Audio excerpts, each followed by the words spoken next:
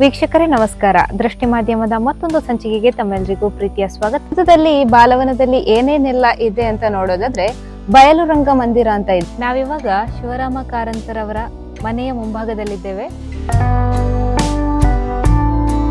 ಕಾರಂತರು ಬಾಲವನದ ಕಾರಂತಜ್ಜ ಎಂದೇ ಪುಟಾಣಿಗಳಿಂದ ಪ್ರಸಿದ್ಧರಾಗಿದ್ದರು. ಬಯಲು ಗ್ಯಾಲರಿ ಅಂತ ಹೇಳಿದ್ರೆ ಓಪನ್ ಸ್ಟೇಜ್.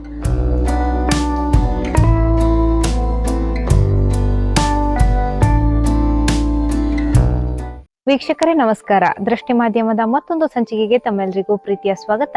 ನಾನು ನಿಮ್ಮ ಕೀರ್ತಿ ಸುಬ್ರಹ್ಮಣ್ಯ. ಈ ದಿನ ನಾವು ಪುತ್ತೂರಿನಲ್ಲಿರುವಂತಹ ಶಿವರಾಮ ಕಾರಂತರ ಮನೆ ಕಡೆ ಬಂದಿದ್ದೇವೆ. ವೀಕ್ಷಕರೇ, ಶಿವರಾಮ ಕಾರಂತರು ಅಂದ್ರೆ ಯಾರಿಗ್ ಗೊತ್ತಿಲ್ಲ. ಶ್ರೇಷ್ಠ 8 ಜ್ಞಾನಪೀಠ ಪ್ರಶಸ್ತಿ ಪುರಸ್ಕೃತರಲ್ಲಿ ಶಿವರಾಮ ಕಾರಂತರು ಕೂಡ ಒಬ್ರು.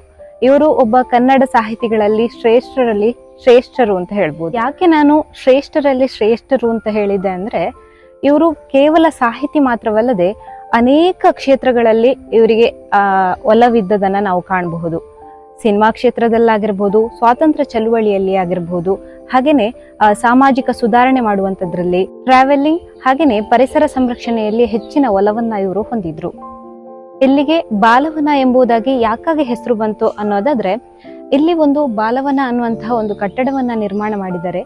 ಇದರಲ್ಲಿ ಮಕ್ಕಳಿಗೋಸ್ಕರನೇ ಈ ಕಟ್ಟಡವನ್ನ ನಿರ್ಮಾಣ ಮಾಡಿರುವಂತದ್ದು. ಯಾಕಂತ ಹೇಳಿದ್ರೆ, ಇಲ್ಲಿ ಮಕ್ಕಳಿಗಾಗಿ ಕಲೆ, ಸಾಹಿತ್ಯ, ಯಕ್ಷಗಾನ ಮೊದಲಾದವುಗಳ ಶಿಕ್ಷಣವನ್ನ ನೀಡುವ ಸಲುವಾಗಿ ಇಲ್ಲಿ ಬಾಲವನವನ್ನ ನಿರ್ಮಾಣ ಮಾಡಿದ್ದಾರೆ. ಹೀಗಾಗಿ ಈ ಒಂದು ಸ್ಥಳಕ್ಕೆ ಬಾಲವನ ಎನ್ನುವಂತಹ ಹೆಸರು ಬಂದಿದೆ. ಇಲ್ಲಿನ ಕಾರಂತರ ಮನೆ ಹಾಗೂ ಇಲ್ಲಿನ ಸುತ್ತಲಿನ ಪರಿಸರ ಹೇಗಿದೆ ಅಂತ ನೋಡ್ಕೊಂಡು ಬರೋಣ ಬನ್ನಿ. ಬಾಲವನದಲ್ಲಿ ಏನೇನೆಲ್ಲ ಇದೆ ಅಂತ ನೋಡೋದಾದ್ರೆ ಬಯಲು ರಂಗ ಮಂದಿರ ಅಂತ ಇದೆ. ಅದಾದ್ಮೇಲೆ ಚೈತನ್ಯ ನಾಟ್ಯ ಶಾಲೆ ಸಭಾಭವನ, ಕಲಾ ಗ್ಯಾಲರಿ, ಈಜುಕೊಳ, ಶಿವರಾಮ್ ಕಾರಂತರ ಮನೆ, ಶಿವರಾಮ್ ಕಾರಂತರ ಅಧ್ಯಯನ ಕೊಠಡಿ, ಇವೆಲ್ಲವೂ ಕೂಡ ಇಲ್ಲಿ ಇರುವಂತದ್ದನ್ನ ಕಾಣಬಹುದು. ಸದ್ಯಕ್ಕೆ ನಾವಿವಾಗ ಶಿವರಾಮ ಕಾರಂತರ ಮನೆ ಹಾಗೂ ಶಿವರಾಮ ಕಾರಂತರ ಅಧ್ಯಯನ ಕೊಠಡಿ ಕಡೆಗೆ ಹೋಗೋಣ. ನಾವಿವಾಗ ಶಿವರಾಮ ಕಾರಂತರವರ ಮನೆಯ ಮುಂಭಾಗದಲ್ಲಿದ್ದೇವೆ. ಇಲ್ಲಿ ಶಿವರಾಮ ಕಾರಂತರು ತಮ್ಮ ಜೀವನದ ಸುಮಾರು 40 ವರ್ಷಗಳನ್ನ ಇಲ್ಲೇ ಕಳೆದಿರುವಂತದ್ದು. ನಾವಿವಾಗ ಶಿವರಾಮ ಕಾರಂತರ ಮನೆಯ ಒಳಭಾಗದಲ್ಲಿದ್ದೇವೆ. ಇದು ಶಿವರಾಮ ಕಾರಂತರ ವಿಶ್ರಾಂತಿ ಕೊಠಡಿಯಾಗಿತ್ತು. ಇವೆಲ್ಲವೂ ಕೂಡ ಕಾರಂತರು ಬಳಸಿದಂತಹ ದಿನನಿತ್ಯದ ಸಾಮಗ್ರಿಗಳು ಅಂತ ಹೇಳ್ಬೋದು. ಇದು ಅವರ ಕಾಲಘಟ್ಟದ ಒಂದು ವಸ್ತುಗಳು ಅಂತಲೇ ಹೇಳ್ಬೋದು. ಮೇಲ್ಛಾವಣಿ ಎಲ್ಲ ಮರದಿಂದಲೇ ಆವೃತ ಆಗಿರುವಂತದ್ದು. ಹಾಗೆ ಇಲ್ಲಿ ಉಪಯೋಗಿಸುವಂತಹ ಎಲ್ಲಾ ವಸ್ತುಗಳು ಕೂಡ ಮರದಿಂದಲೇ ಉಪಯೋಗವನ್ನ ಮಾಡಿರುವಂತದ್ದು. ಇದು ಕಾರಂತರ ದೇವರ ಕೋಣೆ ಆಗಿರುವಂತದ್ದು. ಹಾಗೆ ಲೀಲಾ ಕಾರಂತರು ಇಲ್ಲಿಯೇ ವಿಶ್ರಾಂತಿಯನ್ನ ಪಡೆದಿದ್ರು. ಹಾಗೆ ಹೆಚ್ಚು ಸಮಯವನ್ನ ಇಲ್ಲಿಯೇ ಕಲಿತಿದ್ರು. ಈ ಒಂದು ಕೋಣೆ ಕಾರಂತರ ಒಂದು ಡೈನಿಂಗ್ ಹಾಲ್ ಅಂತ ಹೇಳ್ಬೋದು.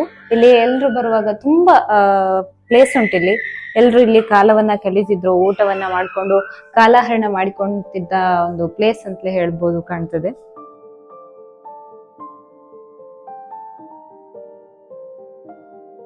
ವೀಕ್ಷಕರು ಇಲ್ಲಿ ನೋಡಬಹುದು, ಇದು ಸಂಪೂರ್ಣವಾಗಿ ಮರಗಳಿಂದ ಬಳಸಿದಂತಹ ಸ್ವಿಚ್ ಬೋರ್ಡ್ ಆಗಿರುವಂತದ್ದು. ನಾವು ಇವಾಗ ನೋಡುವಂತದ್ದು ಎಲ್ಲ ಪ್ಲಾಸ್ಟಿಕ್ ಪೈಪ್ಗಳನ್ನ. ಇಲ್ಲಿ ನೋಡೋದಾದ್ರೆ ನಾವು ಮರದ ಒಂದು ವಸ್ತುವನ್ನ ಬಳಸಿಕೊಂಡು ಸ್ವಿಚ್ ಬೋರ್ಡ್ ಅನ್ನ ನಿರ್ಮಾಣ ಮಾಡಿರುವಂತದ್ದು. ಅದಾದ್ಮೇಲೆ ಸ್ವಿಚ್ ವ್ಯವಸ್ಥೆಯನ್ನ ಹೇಗೆ ಇಲ್ಲಿ ಹಾಕಿದ್ದಾರೆ ಅಂತ ನೋಡೋದಾದ್ರೆ, ಲೈಟ್ ಆಫ್ ಆನ್ ಈ ತರ, ಅಂದ್ರೆ ಮೇಲೆ ಮಾಡುವಾಗ. ನಮ್ಮ ಇವಾಗಿನ ಸಿಚುವೇಶನ್ ಅಲ್ಲಿ ಹೇಗಿದೆ ಅಂತ ಹೇಳಿದ್ರೆ, ಬರೀ ಸ್ವಿಚ್ಗಳನ್ನ, ಅವತ್ತಿನ ಸ್ವಿಚ್ಗಳೆಲ್ಲ ಇದು ತುಂಬಾ ಈಸಿ ಇದೆ. ಈ ರೀತಿಯಾಗಿ ನಾವು ನೋಡ್ಬೋದು. ಈಗ ನೀವು ನೋಡ್ತಿರುವಂತಹ ಕಟ್ಟಡ ಶಿವರಾಮ ಕಾರಂತರ ಅಧ್ಯಯನ ಕೇಂದ್ರ ಆಗಿರುವಂತದ್ದು. ಇದು ಶಿವರಾಮ ಕಾರಂತರ ಅಧ್ಯಯನ ಕೊಠಡಿ. ಅಂದ್ರೆ ಇಲ್ಲಿ ಬರವಣಿಗೆಗಳನ್ನೆಲ್ಲ ಇದೇ ಕೊಠಡಿಯಲ್ಲಿ ಮಾಡ್ತಿದ್ರು ಅನ್ನುವಂತಹ ಮಾಹಿತಿ ಇದೆ.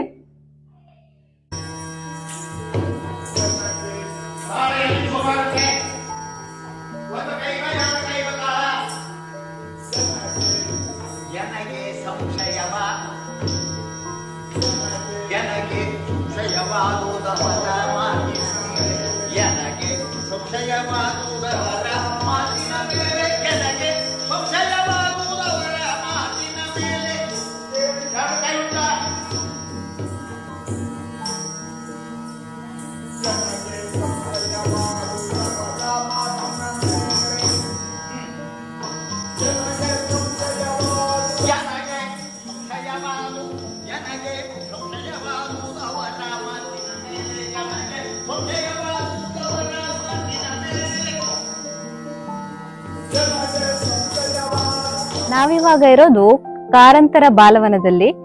ಈ ಬಾಲವನದಲ್ಲಿ ಪುಟಾಣಿ ಮಕ್ಕಳು ವಿಜ್ಞಾನದ ಬಗೆಗೆ ಕೇಳ್ತಿರುವಂತಹ ಪ್ರಶ್ನೆಗೆ ಕಾರಂತರು ಸರಳ ವಿಧಾನದಲ್ಲಿ ಉತ್ತರವನ್ನ ನೀಡ್ತಾರೆ. ಕಾರಣದಿಂದಾಗಿ ಅಂದಿನ ಕಾಲದಲ್ಲಿ ಕಾರಂತರು ಬಾಲವನದ ಕಾರಂತಜ್ಜ ಎಂದೇ ಪುಟಾಣಿಗಳಿಂದ ಪ್ರಸಿದ್ಧರಾಗಿದ್ದರು.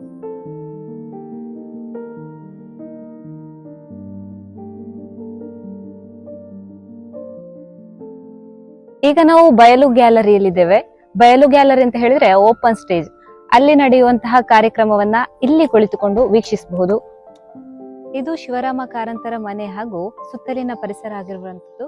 ಇಷ್ಟು ಹೊತ್ತು ನಮ್ಮ ಚಾನೆಲ್ ಅನ್ನ ನೋಡ್ತಿದ್ದ ತಾವೆಲ್ಲರೂ ಕೂಡ ನಮ್ಮ ಚಾನೆಲ್ ಅನ್ನ ಸಬ್ಸ್ಕ್ರೈಬ್ ಮಾಡಿ ಅಂತ ಹೇಳ್ತಾ ಈ ಒಂದು ಸಂಚಿಕೆಗೆ ಈಗ ತೆರೆಯನ್ನ ಹಾಕ್ತಿದ್ದೇವೆ.